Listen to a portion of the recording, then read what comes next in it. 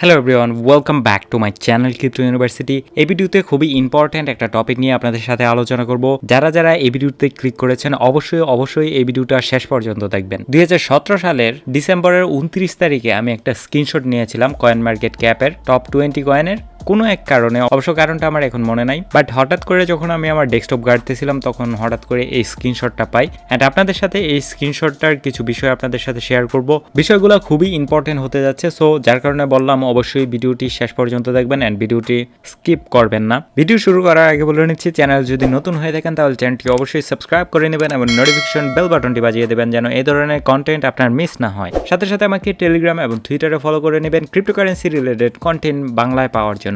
যদি আপনি ক্রিপ্টোকারেন্সিতে নতুন হয়ে থাকেন তাহলে এই লিস্টের অনেকগুলো কয়েনই হয়তো বা আপনি নামও শোনেন নাই বা ভালো করে খেয়ালও করেন নাই। এখানে 2017 সালের ডিসেম্বরের 29 তারিখে এই স্ক্রিনশটটা কোনো এক কারণে নিয়েছিলাম, অবশ্য কারণটা তো বললামই জানি না, বাট এখানে যদি একটু খেয়াল করে দেখেন বিটকয়েন ছিল 1 নম্বরে ওই সময়। বিটকয়েন কিন্তু তার অল টাইম হাইয়ের কাছাকাছি চলতেছিল, $14,000 কাছাকাছি। ইথিরিয়াম ছিল 2 নম্বরে, রিপল ছিল 3 নম্বরে, বিটকয়েন ক্যাশ ছিল 4 নম্বরে, লাইটকয়েন ছিল 5 নম্বরে, কার্ডানো ছিল 6 নম্বরে, আয়োটা ছিল 7 নম্বরে, ড্যাশ ছিল 8 নম্বরে, নিম ছিল 9 নম্বরে, এরকম আরো কিছু কয়েন আছে। এখানে কয়েকটা কয়েন ছাড়া বর্তমানে হয়তোবা আপনি বেশিরভাগ কয়েনগুলোর নামই জানেন না, যেমন বিটকয়েনের নাম জানেন, হয়তোবা ইথিরিয়ামের নাম জানেন, রিপলের নাম জানেন, বিটকয়েন ক্যাশ অ্যান্ড লাইটকয়েন।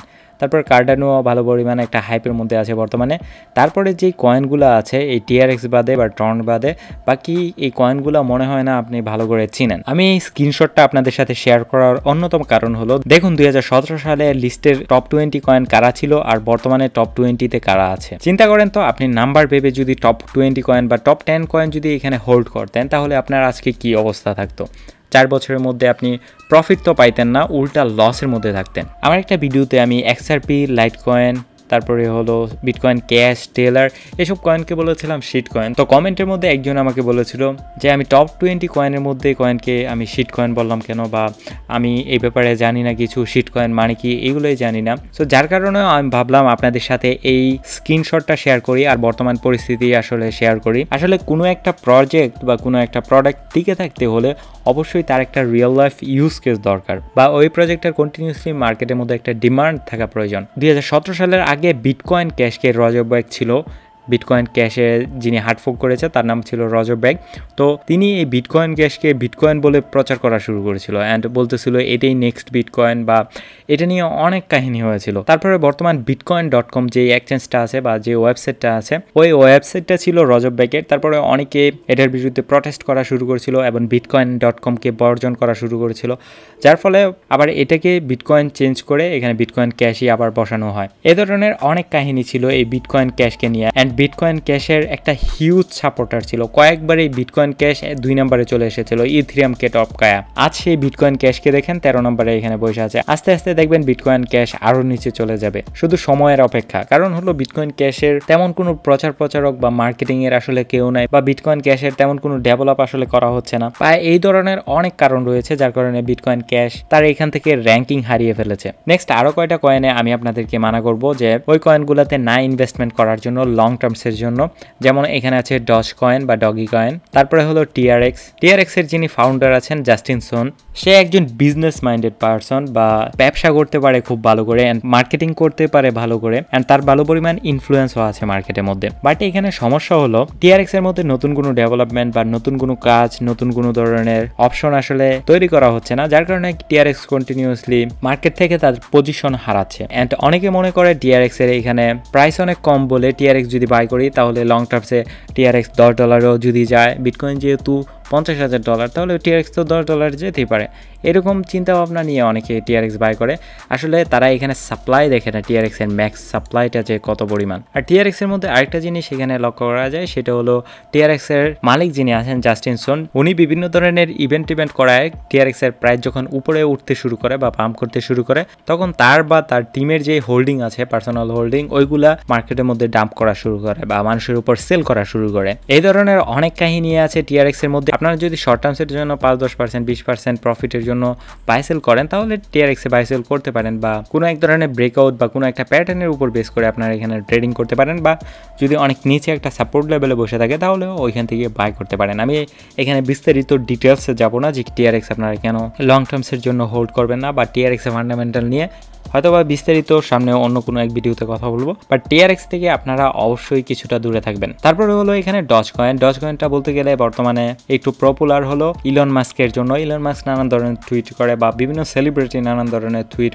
করে, যার কারণে ডজ কয়েনের একটু হাইপ একটা তৈরি হয়েছে অ্যান্ড মার্কেটের মধ্যে একটু পপুলারিটি পেয়েছে। তারপরে আমি আপনাদেরকে রিকমেন্ড করব যে এক্সআরপি কে লং টার্মসের জন্য হোল্ড না করার জন্য, কারণ এক্সআরপি কিছুটা একটা সেন্ট্রালাইজ ক্রিপ্টোকারেন্সি বাট সেন্ট্রালাইজ, বা এক্সআরপির কন্ট্রোল অনেকটা রয়েছে। এক্সআরপির যারা ফাউন্ডার আছে বা যে রিপল যে অর্গানাইজটা আছে তাদের কাছে কন্ট্রোল আছে। সো বলতে গেলে ক্রিপ্টোকারেন্সি ক্যাটাগরির ভিতরেই পড়ে না এক্সআরপি, বাট শুরু থেকেই এক্সআরপিকে নিয়ে একটা হাইপ তৈরি হয়েছিল, বা এক্সআরপির একটা কমিউনিটি ছিল যারা এক্সআরপিকে হোল্ড করতো, অ্যান্ড কমিউনিটিটাও খুব স্ট্রং ছিল। এটা শুরুর কথা বলতেছি, শুরু থেকেই এই ধরনের মানুষের মধ্যে একটা হাইপ ছিল বা একটা ভালোবাসা ছিল এক্সআরপির প্রতি। এখানে আগে আরেকটা জিনিস হতো, যখন বিটকয়েন ডাম্প করতো তখন এক্সআরপি পাম্প করতো, যখন বিটকয়েন ইথেরিয়াম বা মার্কেটের অন্যান্য কয়েন যখন ডাম্প করতো তখন এক্সআরপি পাম্প করতো, কারণ মানুষ বিটকয়েন থেকে সরায়া যখন বিটকয়েন ডাম্প করতো তখন এক্সআরপিকে বাই করতো। দ্যাটস ওয়াই বিটকয়েন যখন ডাম্প করতো মানুষ এক্সআরপি বাই করতো অ্যান্ড এক্সআরপি পাম্প করতো। সো এর কারণেও এক্সআরপিটা মানুষ অনেক ভালোবাসতো। তারপরে এখানে রয়েছে লাইটকয়েনও আমি আপনাদেরকে রিকমেন্ড করব বায়না করার জন্য।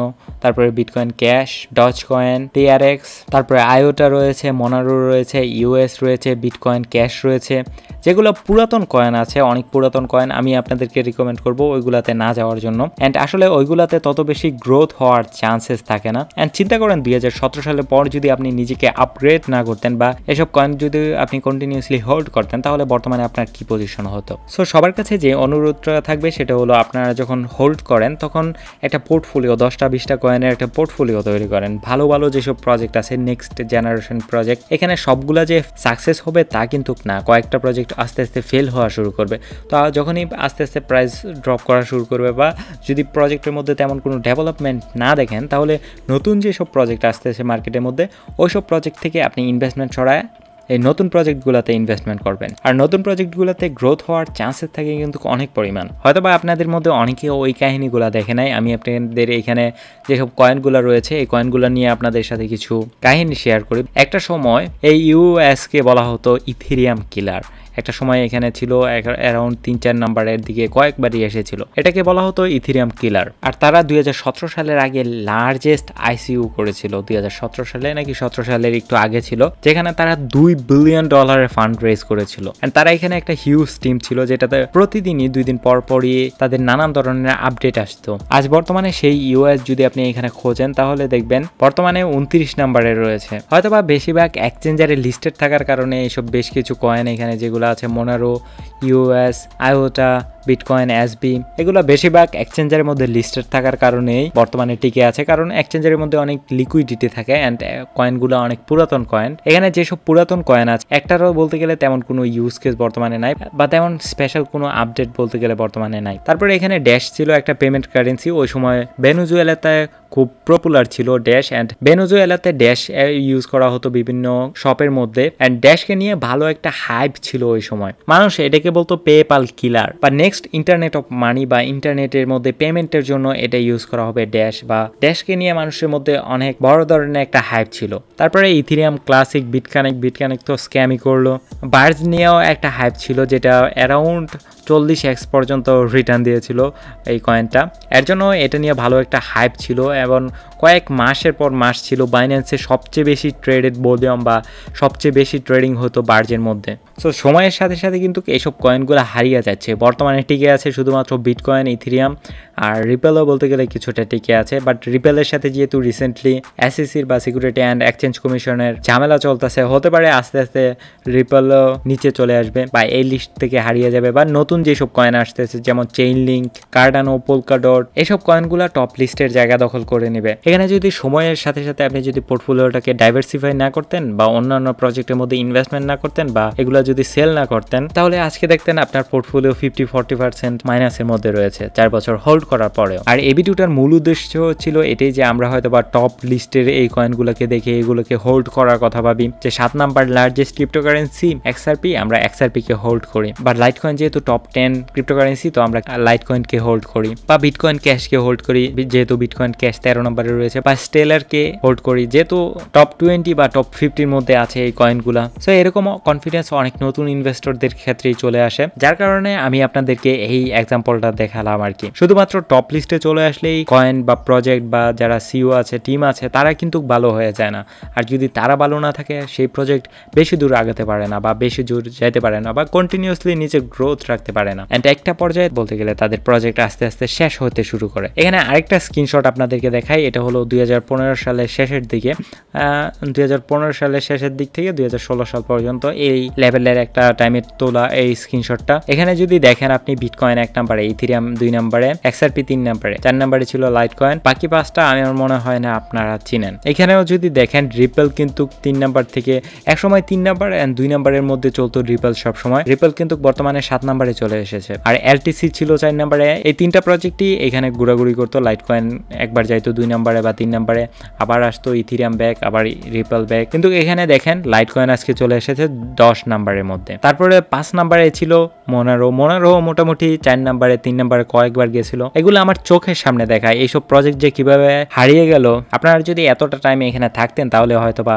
এই জিনিসগুলা দেখতেন। তারপরে এখানে ড্যাশ ছিল, ইথেরিয়াম ক্লাসিক ছিল, অ্যাগুর ছিল, স্টিম ছিল, এগুলোর নাম হয়তো বা জানেনি না। লিস্টটা যদি আর একটু বড় থাকতো তাহলে দেখাতাম টপ 20 বা টপ 50 যেসব কয়েন ছিল না, এগুলা বর্তমানে আপনারা চিনবেনই না, এগুলা টপ 500 এর বিন্দুও নাই। সো এই ভিডিওটা আপনাদের জন্য বানানোর এটাই মূলত কারণ যে আপনার কষ্টে অর্জিত টাকা যদি আলতু ফালতু প্রজেক্টের মধ্যে আপনি ইনভেস্টমেন্ট করেন লং টার্মস এর জন্য, তাহলে দেখবেন আপনার কয়েনটা টপ 500 এর মধ্যেও থাকবে না আগামী 5 বছর পরে। সো এই কারণেই আপনাদেরকে সাবধান করে দেই, মার্কেটের মধ্যে অনেক ভালো ভালো প্রজেক্ট আসে যেগুলা ভবিষ্যতের পৃথিবীকে চেঞ্জ করবে, একটা গেম চেঞ্জিং প্রজেক্ট। আর আপনারা চাইলে এগুলাতে ইনভেস্টমেন্ট করে লং টার্মস এর মধ্যে হিউজ পরিমাণ প্রফিট গেইন করতে পারবেন। বাট অপরদিকে কিন্তু একটা ডাউন সাইডও রয়েছে, এইসব কয়েন যদি হারিয়েও যায়, যদি এগুলাতে ভলিউমও না থাকে, আস্তে আস্তে যদি এক্সচেঞ্জার ডিলিস্ট করা শুরু করে, তাহলে সেখানে কিন্তু আপনাদের কিছু করার থাকে না। আর এই পৃথিবীটা পরিবর্তনশীল, আজকে থেকে 5 বছর পরেও দেখবেন এই লিস্টের যে কয়েনগুলো আছে এই কয়েনগুলো এখানে থাকবে না, তাদের মধ্যেও এখানে জায়গা পরিবর্তন হবে। এখানে দেখবেন কত নতুন কয়েন আসবে। তো আমরা তো আর ফিউচার জানি না, আমরা এখানে যেটা করতে পারি সেটা হলো আমরা এই প্রজেক্টগুলোতে ইনভেস্টমেন্ট করতে পারি যেটা লং টার্মস এর জন্য ভালো একটা রিটার্ন আমাদের দিতে পারে, বা যেটা ফিউচার এই ক্রিপ্টো মার্কেটের মধ্যে। এন্ড দেন যখন আস্তে আস্তে নতুন প্রজেক্ট আসবে এন্ড যেটা নিয়ে একটা ভালো পরিমাণ হাইপ বা নেক্সট গেম চেঞ্জিং প্রজেক্ট যেটা আসবে, তখন এই পুরাতন প্রজেক্ট থেকে কিছু উইথড্র করে বা কিছু এক্সচেঞ্জ করে আপনি ওই নতুন প্রজেক্টটাতে পার্ট নেবেন। আস্তে আস্তে নিজেকে নতুন টেকনোলজির সাথে ইনভলভ করার চেষ্টা করবেন, তাহলে এই মার্কেটে আপনি টিকে থাকতে পারবেন এবং লং টার্মসে হিউজ পরিমাণ একটা প্রফিট আপনি এখান থেকে জেনারেট করতে পারবেন। সো এটি ছিল মূলত এই ভিডিওর মূল উদ্দেশ্য, আপনাদেরকে একটু ইতিহাসে নিয়ে গেলাম যাতে করে বুঝতে পারেন সময়ের সাথে সাথে আসলে কত কিছু চেঞ্জ হয়, বা সময়ের সাথে সাথে বলতে গেলে সবকিছুই চেঞ্জ হয়ে যায়। সো অবশ্যই কেয়ারফুলি ইনভেস্টমেন্ট করবেন এন্ড সময়ের সাথে সাথে আপনার ইনভেস্টমেন্টটাকে ডাইভার্সিফাই করবেন বা নতুন নতুন প্রজেক্টের মধ্যে নিজেকে ইনভলভ করবেন, তাহলে আর আপনাকে ম্যাসিভ পরিমাণ লস নিতে হবে না, বা এই মার্কেটের মধ্যে আপনি ভালো পরিমাণ প্রফিট জেনারেট করতে পারবেন। আর এই ধরনের ইম্পর্টেন্ট ভিডিও যদি আপনি মিস না করতে চান তাহলে অবশ্যই চ্যানেলটি সাবস্ক্রাইব করে নেবেন এবং পাশে থাকা নোটিফিকেশন বেল বাটনটি বাজিয়ে দেবেন যেন আমার আপলোড করা সকল ভিডিওর নোটিফিকেশন আপনার কাছে যায়।